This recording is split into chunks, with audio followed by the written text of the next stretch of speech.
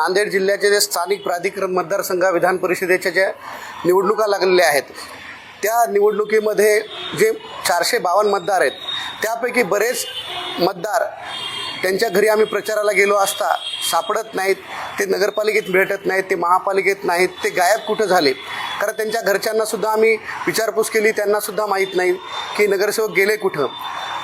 नवीन लोकशाहीचं म्हणजे निवडणूक आयोगाचे एक नियम आहेत की एखाद्या मतदाराला तुम्ही सहलीला नेणं हेही आचारसंहितेचा भंग आहे. तर असं प्रस्थापित जे उमेदवार आहेत त्या मतदाराला म्हणजे त्यांना फूस लावून, त्यांना वेडं बनवून, त्यांना पैशाचा आमिष दाखवून हे गायब करतायत, सहलीला घेऊन जात आहेत. असे सर्व नगरसेवक गेले कुठं, की त्यांचा घातपात झाला की काय, नेमकं काय झालं त्यांच्याशी. म्हणून आम्ही आज ऑब्झर्वर मॅडम जे आपल्याकडे आहेत त्यांना आम्ही आज भेट घेतलेली आहे आणि त्यांना एक रीतसर निवेदन दिलं आहे की या मी उमेदवार असल्यामुळं हे मतदार मला भेटत नाहीत. हे नगरसेवक जे सन्मान्य सदस्य आमचे आहेत ते गेलेत कुठं. काही जण म्हणतात गोव्याला गेले, काही जण म्हणते गुवाहाटीला गेले, काही जण म्हणतात तिरुपतीला गेले, देवदर्शनाला गेले. अशा अनेक अफवा आहेत. हे अफवाच आहेत की कारण आम्हीसुद्धा आमच्या टीमनंसुद्धा त्यांना फोन केले, त्या काही जणांचे फोन उचलत नाहीत, काही जण नॉट रिचेबल आहेत.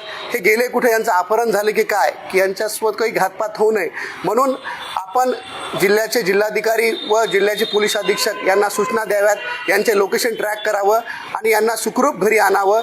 यासाठी आम्ही लेखी निवेदन आज ऑब्झर्वर मॅडमला दिलेलं आहे. माझ्यापेक्षा जास्त आपण मीडियाचे प्रतिनिधी आहात.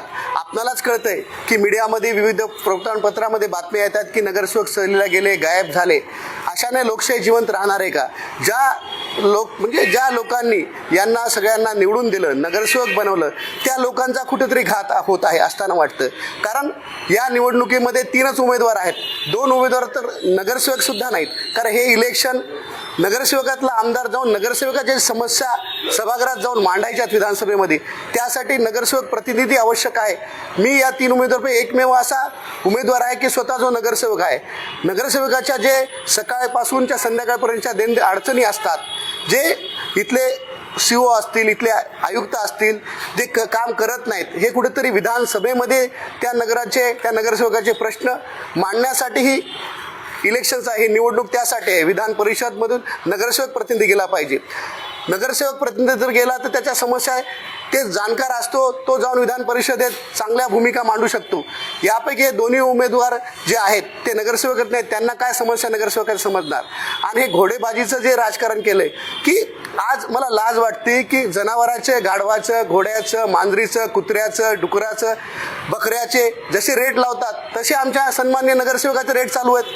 काही जणांना टोकन देत आहेत, लाख 2-2 लाखाचं टोकन देऊन आमच्या कानावर आलं की लाख गायब केलेले, त्यांचं अपहरण केले.